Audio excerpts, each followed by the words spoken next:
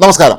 പശ്ചിമബംഗാളിലെ സന്ദേശ് ഗാലിയിൽ പീഡനത്തിരയായ സ്ത്രീകളെ സന്ദർശിക്കാൻ പ്രധാനമന്ത്രി നരേന്ദ്രമോദി തന്നെ നേരിട്ട് എത്തുന്നു.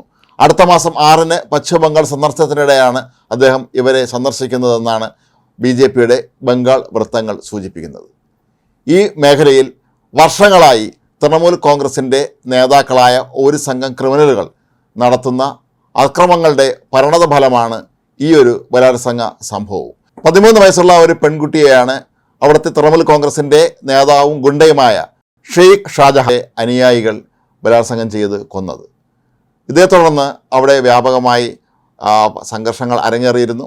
ഏതായാലും പ്രധാനമന്ത്രി അവിടെ സന്ദർശിച്ച് ഇത്തരത്തിലുള്ള ഈ പീഡനങ്ങൾക്ക് ഇരയായ സ്ത്രീകളെ കാണുക എന്ന് പറയുന്നത് വളരെ പ്രധാനപ്പെട്ട ഒരു കാര്യമാണ്.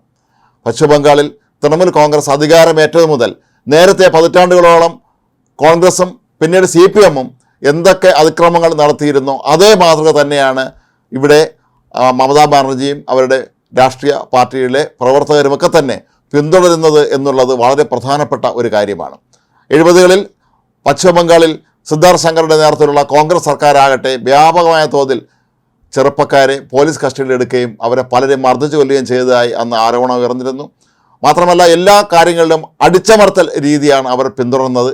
ഇതിനെ എതിർത്തിരുന്ന അന്നത്തെ CPM നേതാക്കന്മാരെ പലരെയും ജയിലിലടക്കുകയൊക്കെ തന്നെ ചെയ്തിരുന്നു. എന്നാൽ അധികാരം കിട്ടിയതോടുകൂടി CPM നേതാക്കളാകട്ടെ ജ്യോതിബാസു സർക്കാർ അധികാരത്തിലെത്തുകയും തുടർന്ന് ഇവരെല്ലാം തന്നെ കോൺഗ്രസ് നേതാക്കളും കോൺഗ്രസിൻ്റെ മന്ത്രിമാരും എന്തൊക്കെയാണോ ചെയ്തിരുന്നത് അതൊക്കെ തന്നെ അവരും പിന്തുടരുകയും പതിറ്റാണ്ടുകളോളം ഇത്തരത്തിലുള്ള അക്രമ രാഷ്ട്രീയം അതല്ലെങ്കിൽ ഭീഷണി രാഷ്ട്രീയം ഉപയോഗിച്ചുകൊണ്ട് പ്രവർത്തനങ്ങൾ നടത്തുകയും ചെയ്ത ഒരു അനുഭവമാണ് ഉണ്ടായിരുന്നത്. പിന്നീട് തൃണമൂൽ കോൺഗ്രസ് അധികാരത്തിലെത്തിയപ്പോൾ അവരും ഇത് തന്നെയാണ് ചെയ്തത്.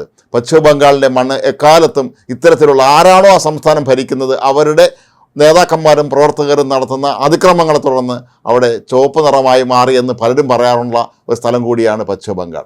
അതുകൊണ്ട് തന്നെ പ്രധാനമന്ത്രിയുടെ ഇത്തവണത്തെ സന്ദർശനം വളരെ പ്രധാനപ്പെട്ടതാണ്. ഇവിടെ CPM പണ്ട് അവലംബിച്ചിരുന്ന ഒരു രീതി കേരളത്തിലെ കണ്ണൂരിലുള്ളതുപോലെ പാർട്ടി ഗ്രാമങ്ങൾ സൃഷ്ടിക്കുക, അവിടെ സൗകര്യമുള്ളവർക്ക് അവിടെ തുടരാം, പാർട്ടിയുമായി പ്രവർത്തിക്കാം, അതല്ലാത്തവർക്ക് അവിടെ നിന്ന് വിട്ടുപോകാം, അവരുടെ സ്ഥലം പിടിച്ചെടുക്കുക തുടങ്ങിയിട്ടുള്ള രീതികളാണ് ഇവർ അവിടെ അന്ന് പിന്തുടർന്നിരുന്നത്. ഇപ്പോൾ തൃണമൂൽ കോൺഗ്രസും ചെയ്യുന്നത് അതേ രീതി തന്നെയാണ്. അതുപോലെ എല്ലാ കാര്യങ്ങൾക്കും പണം പിരിക്കുക, ജനങ്ങൾക്ക് നിസ്സാരമായി കിട്ടുന്ന ഏതെങ്കിലും ഒരു സഹായം പോലും സർക്കാർ സഹായത്തിൻ്റെ പോലും വിഹിതം ഇവർക്ക് നൽകണം എന്നുള്ളൊരവസ്ഥയുണ്ട്. ഇതുകൂടാതെയാണ് ഇവർ സ്ഥലം കയ്യേറുന്നതും മറ്റ് അതിക്രമങ്ങളിൽ ഏർപ്പെടുന്നതും. അവിടെ എങ്ങും വ്യാപകമായി കോഴിഫാം ഉൾപ്പെടെയുള്ള സ്ഥാപനങ്ങൾ ആരംഭിക്കുക എന്നുള്ളതാണ് ഷെയ്ഖ് ഷാജഹാൻ ഉൾപ്പെടെയുള്ള തൃണമൂൽ കോൺഗ്രസ് നേതാക്കളുടെ ഒരു പ്രധാന രീതി. പിന്നീട് ഇവർ ആ പ്രദേശം മുഴുവൻ കൈയടക്കി വയ്ക്കുകയും അതിൻ്റെ ഭരണം തന്നെ ഏറ്റെടുക്കുന്ന രീതിയിലേക്ക് കാര്യങ്ങൾ പോവുകയും ചെയ്യും. ഇതിനെ എതിർക്കാൻ ഇപ്പോൾ അവിടെ BJP മാത്രമാണുള്ളത്. നിലവിൽ അവിടുത്തെ BJPയിലുള്ള പ്രവർത്തകരും നേതാക്കളും ഭൂരിപക്ഷം പേരും നേരത്തെ CPM-ൽ ഉണ്ടായിരുന്നവരാണ്.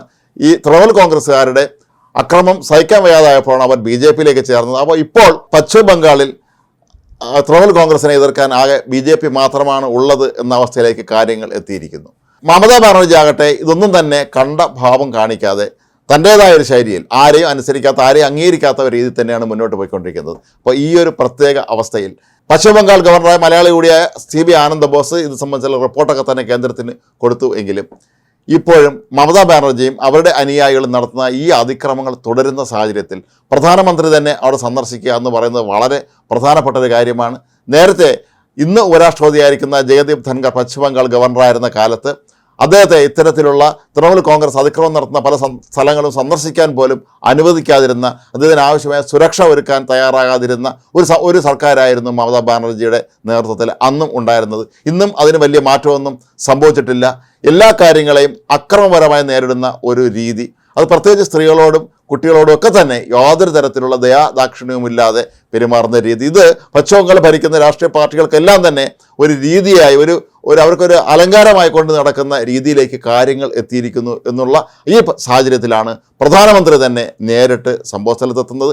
ഏതായാലും പ്രധാനമന്ത്രിയുടെ സന്ദർശനം ലോക്സഭാ തിരഞ്ഞെടുപ്പ് കൂടി അടുത്തിരിക്കുന്ന ഒരു സാഹചര്യത്തിൽ ഇത് വളരെ പ്രാധാന്യത്തോടു കൂടി തന്നെയാണ് നമ്മൾ കാണേണ്ടത്.